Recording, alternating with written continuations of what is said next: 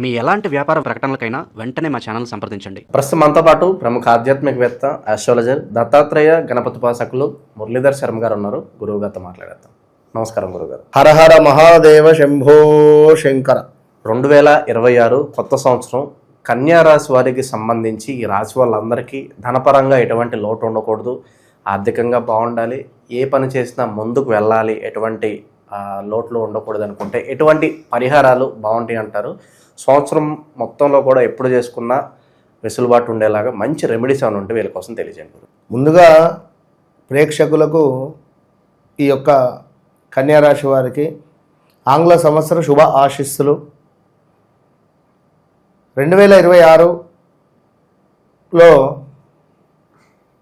మరి కన్యారాశిలో జన్మించినటువంటి వారికి ఎవరైతే కన్యారాశి అని అనుకుంటున్నారో మరి మీది కన్యారాశ కాదా ఒకసారి చెక్ చేసుకోండి. ఫస్ట్ ఇప్పుడు పవన్ కళ్యాణ్ ఉన్నాడు, పవర్ స్టార్ పవన్ కళ్యాణ్. కన్యారాశి ఎందుకు కన్యారాశి? గోచారరీత్యా కన్యారాశి వస్తుంది. మరి గ్రాచారరీత్యా ఏమిటయ్యా అంటే మకర రాశి వస్తుంది.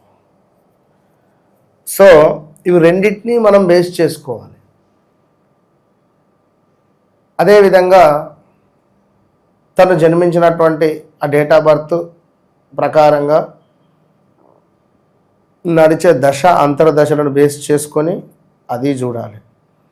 కనుక కన్యారాశి వారు అని అనగానే అబ్బా నాకే ఈ వీడియో నాదే అని అనుకుంటే మాత్రం తప్పు. అక్షరాల 100% తప్పు. కొందరికి జాతకం ఉండకుంటే అదే అని ఫిక్స్ అయిపోతే ఎలా? మనం చెప్తూ ఉన్నాం ఏమిటి, ముందు మీ జాతక చక్రం వేయించుకోండి. జాతకం ఉన్నా లేకుండా నేను చక్రం వేసి పంపిస్తాను. అది మనదే మ్యాజిక్ అంటాం. నీకు డేట్ ఆఫ్ బర్త్ లేదు, నీ జాతకం నేను పంపిస్తాను. ఎట్లా పంపిస్తారు? నేను పంపిస్తాను.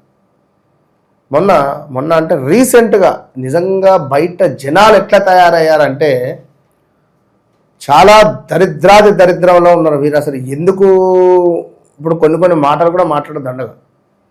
ఒకడు మొన్న కూడా మన అదేది బ్రాహ్మణుల మీద ఒక పాట అవసరమా? దేనికి? మన దానిలో మనం ఇప్పుడు మీరు సనాతన ధర్మమా లేదా మీరు అది ఏమిటి అనేటువంటిది అది మీకు తెలిసి ఉండాలి. ఒక కులాన్ని కించపరిచేటువంటి అధికారం మీకు ఎవరు ఇచ్చారు? ఒక ఎస్సీని కానీ లేదా ఒక ఎస్టీని కానీ ఏమన్నా అంటే పోయి కేసు పెడుతున్నారు. ఓకే, ఒక బ్రాహ్మణుడు అంటే ఎందుకు కేసు పెడితే మరి వీరికి ఆ పరిస్థితి లేదా? అవునా కాదా?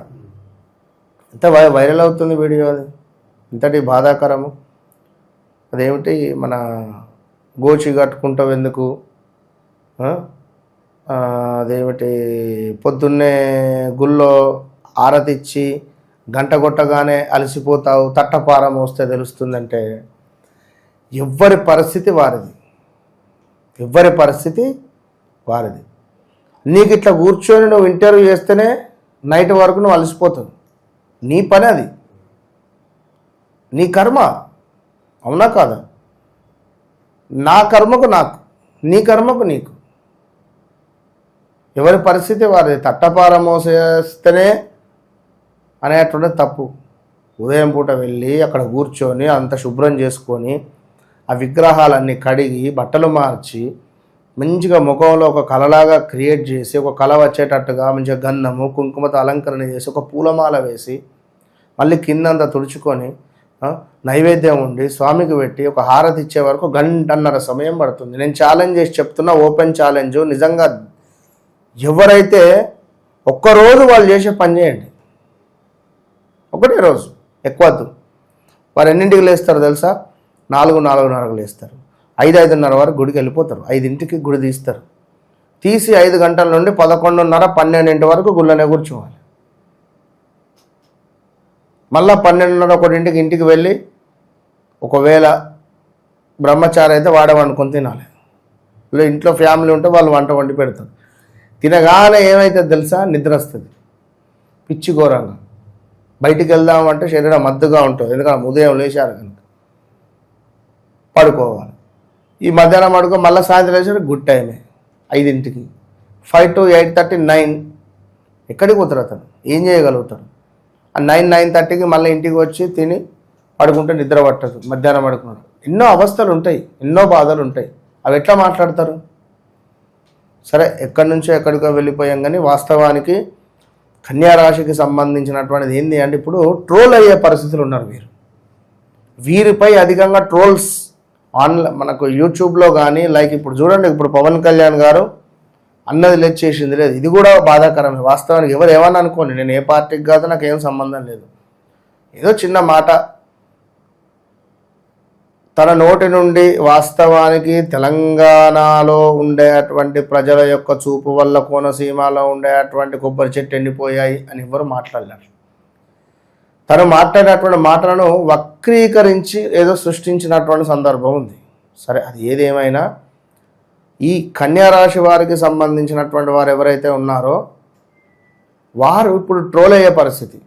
ఉదాహరణ నేను పవన్ కళ్యాణ్ గారి గురించే చెప్తున్నాను కనుక పా అక్షరం మీద ఉండేవారు చాలా జాగ్రత్తగా ఉండండి. మీపై కన్ను పడింది, మీపై నరుల యొక్క చూపు పడింది అని చెప్పుకో. నరదృష్టి నరఘోష అధికం కాబోతూ ఉన్నది. మీరే తస్మాత్ జాగ్రత్తగా ఉండాలి. మీ జాతక రీత్యా 6వ భావం 8వ భావాన్ని చూసుకొని దానికి సంబంధించినటువంటి దశ అంతర్దశలు ఏమైనా వస్తున్నాయా చూసుకొని ఏమన్నా దానికి సంబంధించిన రెమెడీ చేసుకోవాలి. కాలభైరవ స్వామి ప్రతి నెలలో మనం చెప్తూ ఉంటాం, ప్రతి నెలలో కూడా అష్టమి తిథులలో హోమాన్ని నిర్వహిస్తున్న మన దగ్గర అత్యంత తక్కువలో కేవలం 116 రూపాయలే, కేవలం 1116 రూపాయలతో 1116 రూపాయలతో గోత్రనామాలతో వారిపై పూజ చేసి వారికి వీడియో షేర్ చేయడం జరుగుతుంది, నడుస్తున్నది. ఇక ఇది కేవలం నరఘోష సంబంధించి కనుక గడిచిన రోజులలో ఉద్యోగాలలో మార్పులు చేర్పులు, కొత్త వాహనం కొనుగోలు చేయాలనేటువంటి ఆసక్తి, పాత వాహనం అమ్మాలి అనేటువంటి పరిస్థితి, నివాసంలో మార్పులు, ప్రదేశంలో మార్పులు, ఉద్యోగంలో మార్పులు అన్నట్టుగానే ఉన్నది. ఇన్ని మార్పులు చేసి ఒక దగ్గరికి వెళ్ళినా కూడా మనకు సరైన గుర్తింపు లేక ఇబ్బంది రావడము, మనల్ని కొంచెం కేర్లెస్గా చూడడము, మనకు ఒక గుర్తింపు లేదు, మనకు ఒక గుర్తింపు కోసం ఎదురు చూసే సందర్భాలు ఇట్లా ఉన్నవి. ఇక ఇందులో 2026లో ఆగస్టు వరకు కొంచెం పర్వాలేదు. ఆగస్టు తర్వాత మాత్రము చాలా క్రిటికల్గా ఉంటుంది పరిస్థితి. కన్యారాశి వారికి మామూలు పరిస్థితి ఉండదు కనుక ఇప్పటి నుంచి చాలా జాగ్రత్తగా ఉండండి. చాలా జాగ్రత్తగా ఉండండి. వృషభ రాశి వారు, కన్యా రాశి వారు ఇద్దరు బీ కేర్ఫుల్. 2026 ఆగస్టు తర్వాత నుండి మీ జీవితం అతలాకుతలం అయ్యేటువంటి సందర్భాలు మొదలు కాబోతున్నాయి. ఇక్కడ మనము చాలా ఓపికగా జాగ్రత్తగా ఉండాలి అని చెప్పడం జరుగుతూ ఉన్నది. ప్రతి శుక్రవారము శుక్రహోర ఉదయం 5:40 నుండి 6:40, మధ్యాహ్నం 12:40 నుండి 1:40, రాత్రి 8:40 నుండి 9:40 ఈ సందర్భాలలో ఒక 7 నెంబర్ 7 అగరబత్తులు, మంచి శాండిల్వుడ్ కానీ మంచి స్మెల్ వచ్చే అద్భుతమైన స్మెల్ వచ్చేటువంటి అగరబత్తులను వెలిగించి మీ ఇంట్లో తప్పకుండా నైరుతి మూల పెట్టండి. అంతే. కేవలం వీరికి ఎప్పటికీ ధనపరమైన ఇబ్బందులు ఉండద్దు అనుకుంటే నైరుతి మూలలో 7 అద్భుతమైన సువాసన వచ్చేటువంటి అగరబత్తులను వెలిగించండి. ఇంతే. ఇది చేసుకోండి. విపరీతమైనటువంటి డబ్బు అనేటువంటిది యోగం మీకు వస్తుంది. సో కన్యారాశి వారికి సంబంధించి ఈ కొత్త సంవత్సరంలో ధనపరంగా బాగుండాలన్నా, అన్ని పనులు ముందుకెళ్ళాలన్నా చాలా మంచి రెమెడీస్ తెలియజేశారు. ధన్యవాదాలు. అదే.